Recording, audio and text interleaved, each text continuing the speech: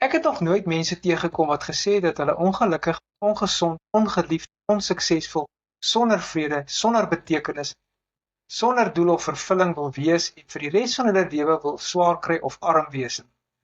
Het jy gevoel hoe hierdie negatiewe woorde jou energie tap?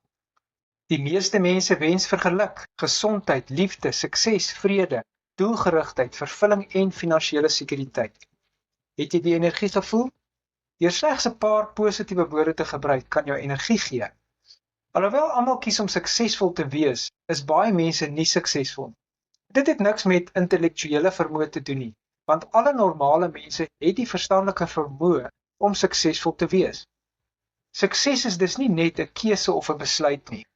Het jy geweet jou hart, waar jou emosies en gevoelens gesetel is, beïnvloed jou denke meer as wat jou denke jou hart beïnvloed?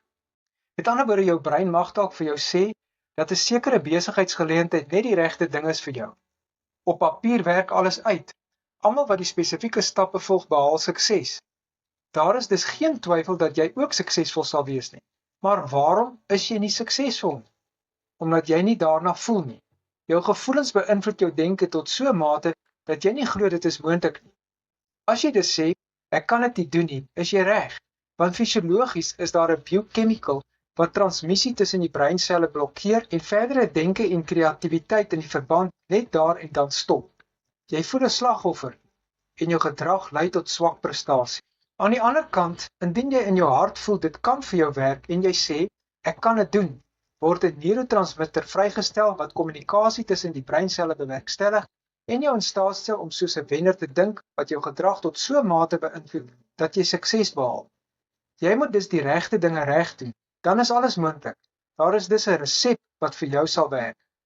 In die herontdek, herleef en triomfeer in 6 transformerende weke kursus gaan ons juis spesifiek fokus op hierdie gedeelte. Hier waar ons persoonlike bedryfstelsel nie meer tred hou by ons vinnige moderne en baie meer stresvolle wêreld van nou nie.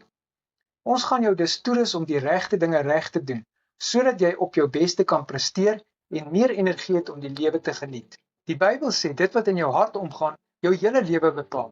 Jou emosies of energie en beweging is jou programmering wat jou persoonlikheid en temperament bepaal. Jy is nou nie maar net so gemaak en laat staan nie.